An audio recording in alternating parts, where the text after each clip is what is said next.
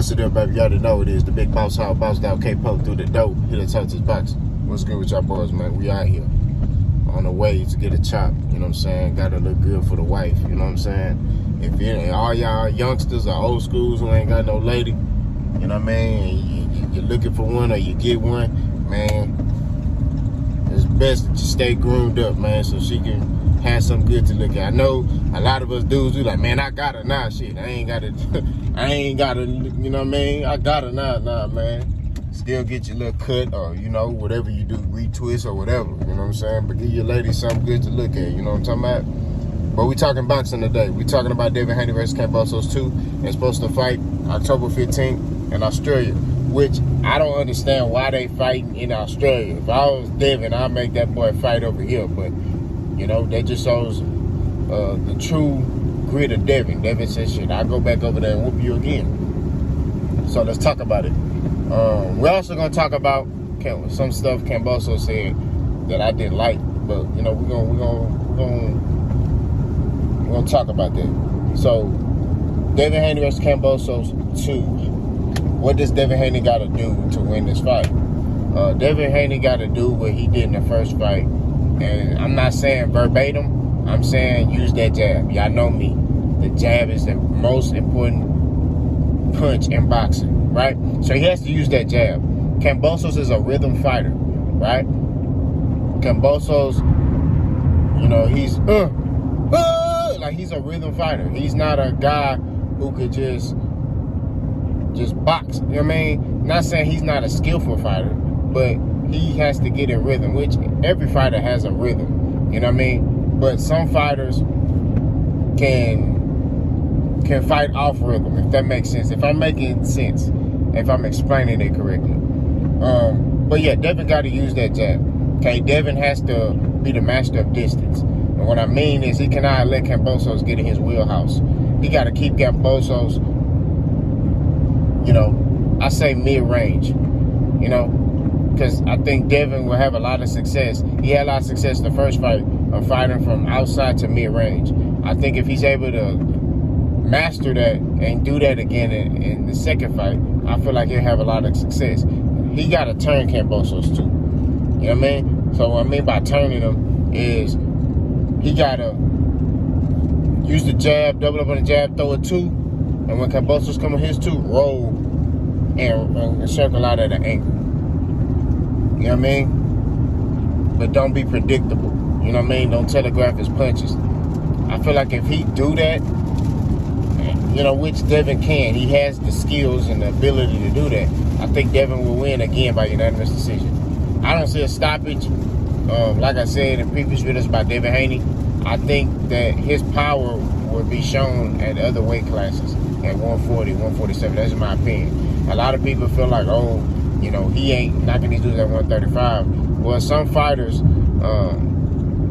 they lose strength when they make themselves, you know, buckle down and try to make a certain weight. You know what I mean? So I think that if he's able to,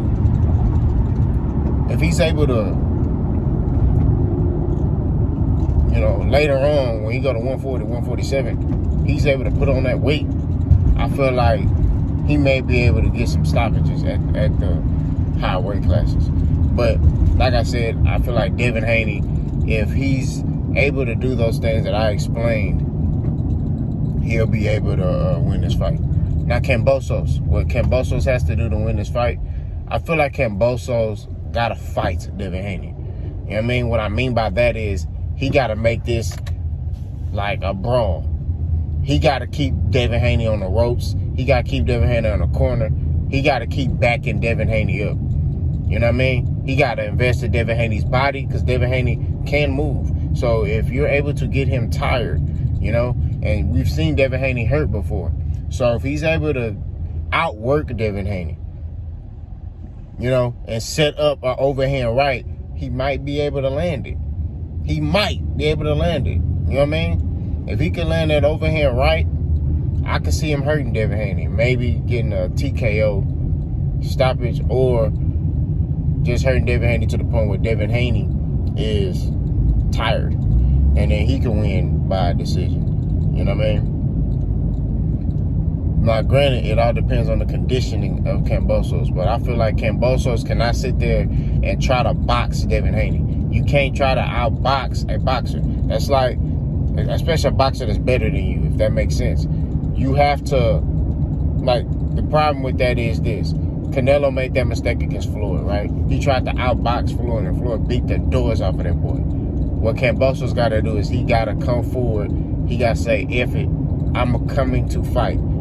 He got to cut that ring off. He got to keep Devin Haney's back on the ropes. He got to stay in Devin Haney's chest. He got to do all those things to make this a gruesome fight favorable for him. He got to make it ugly. You know what I mean? You're going to have to use elbows and grab Devin Haney and, you know, keep his back on the ropes and just make it a tough and rugged fight. You know what I mean? Fight Devin on the inside. A lot of Devin Haney's fights, he hasn't fought on the inside. Not saying he can't fight on the inside, because I think he can, but he hasn't fought on the inside. So maybe you can make it, you know, one of those fights where Devin got to fight. You know what I mean? Kind of how like Floyd did with Maidana, right? Floyd, Maidana was catching him. You know what I mean? Just rough and rugged, didn't give a damn. Like, that's how you got to be in this fight against Devin Haney. So I think that if he's able to do that, then he'll have some success and he'll get his hand raised and he'll get them belts. Now, who I'm going with to win this fight, I'm going with Devin Haney. I think Devin Haney is the mentally stronger fighter, for starters, because like I tell y'all, it's more mental than physical. I feel like Devin Haney is the more mentally strong fighter, and I feel like he's the more skillful fighter. And I feel like he sticks to the game plan more. He don't fight off emotion. I think Kambosos, the last fight, he showed me that he don't really believe in himself like he say he does. He was saying all type of ludicrous, wild stuff. You know what I mean? Like, oh, I missed weight on purpose. Like, bro, you ain't miss no damn weight on purpose. Stop playing. You know what I mean? Like, it's stuff like that, you know? And then now he talking about if he lose to Devin Haney, he gonna retire. Like, what are you talking about, bro? It's stuff like that that make me question your desire for fighting. Are you in this for the money, or are you in this to fight? You know what I mean? Because if you lose to Devin Haney, I get it if Devin Haney was a horrible fighter or something. But even then, it's boxing. Anything can happen. You know what I mean? You could get in there with an amateur boxer and you whooping his ass. But if he land there one punch on you and catch you flush and you get knocked out, that's just what it is, bro. You know what I'm saying? Like, we can't sit here and, oh, I'm going to retire if Devin Haney beat me again. For what? What are you fighting for? Are you fighting because you love boxing? Or at this point, are you fighting for money? Because if you fighting for money, then you need to go do them exhibitions. You need to start talking to them MMA fighters and be like, hey, bro, you suck, I'll beat you up, and fight them. But nah, bro, like at the end of the day, like, you need to stay focused on the sport. And I just think that when he made that comment, it made me question his desire, you know, for boxing. Granted, I'm not in his head, I'm just speculating. And I don't even like doing that. But it's like when you hear a fighter say stuff like that, like, oh, I'm going to retire from boxing. As if like Devin Haney trash or something. Nah, bro. You know what I mean? But maybe he looking at this boy as a young fighter. He's young and he beat me. You know, if I let this young dude beat me again, you know, it's I don't know, man. I'm going to have to retire. Hey, it is what it is, bro. You're not going to win every fight. You know what I mean? That's just what it is. Devin Haney is a skillful fighter. He's take the time to study the sport. He's very cool with one of the greatest boxers in boxing history, in Floyd Mayweather. Like, he getting game from him. Like, bro, this it's just, it is what it is, bro. At the end of the day, what you got to do is just accept the fact that if you lose, you lost. So, you know what I mean? Move on from it. And that's the problem. I mean, I get it, bro. Like, A lot of these fighters they feel like, oh man, if I take a loss, man, bro, don't matter, bro. Okay, yeah, you don't want to lose. I'm a competitor too. You don't want to lose.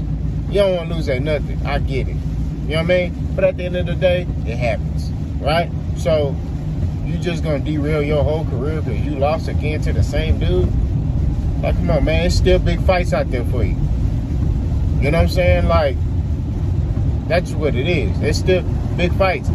Technically, I mean, you ain't even have the names on your resume. You know what I mean? You fought Teofimo. That's it. You ain't got the names on your resume. You know what I mean? You ain't fighting no damn... I mean, yeah, you fought Teofimo, Devin Haney, but you ain't fought no Lomachenko. You ain't fought no damn Tank. You ain't fought no Rolly. You ain't fought no names. And I'm saying Rolly a name. I'm not saying he like a skillful fighter, but I'm just saying he a name. You know what I mean? Ryan Garcia, you ain't fighting. Isaac Pitbull Cruz, you're not fighting guys like that. There's still a relevancy in the sport. You know what I mean? You could, Devin Haney, look, you can still be a top fighter at 135 if you lose to Devin Haney. There's still big fights out there. You know what I mean? But the problem is, I feel like why he's saying that is because either he don't have a passion for the sport, or he trying to basically do that shit Teofimo was doing. Where they try to like nitpick and cherry pick they way to, you know, oh, I can't fight him because he's on this network. Man, fuck all that. Oh, I can't fight him because, you know, I had 4 belts at one point. He hasn't even had a belt. Fuck all that, man. Get in there, boy. You know what I mean? You about to get in there with Devin again. If you lose, who cares? There's still other big fights at 135 where you can make pay-per-view fights. All you got to do is just switch your vision up or move to 140. You lose to Devin again, you know what? Damn, let me go to 140. Maybe I need a new weight class, a new beginning. Boom. You go to 140. You could do that. You can fight up there. You know what I mean? Like, it's not the end of the damn world, bro. Like, just because you take an L don't mean that you need to retire from boxing. Oh, I'm going to retire. Which, I know he capping. He just saying that, I think, as a way to try to get in Devin Haney's head. Because he look at Devin Haney as Devin Haney is young. The problem with Devin Haney is he's very mature for his age. He studied boxing. He know the games. He know them. You know what I mean? Kambosos trying to get in Devin head like he got in Teofimo head. The difference is Devin Haney is not Teofimo. Devin Haney locked in. He focused. One of them focused fighters. And Devin got his dad in his corner. So if Devin even start thinking or believing something, his dad gonna correct that boy. Hey man, look, tighten that shit up. We don't do that over here. Y'all let me know what y'all think, man. Y'all think Kambosos should retire if he loses to Devin Haney again? Boss go.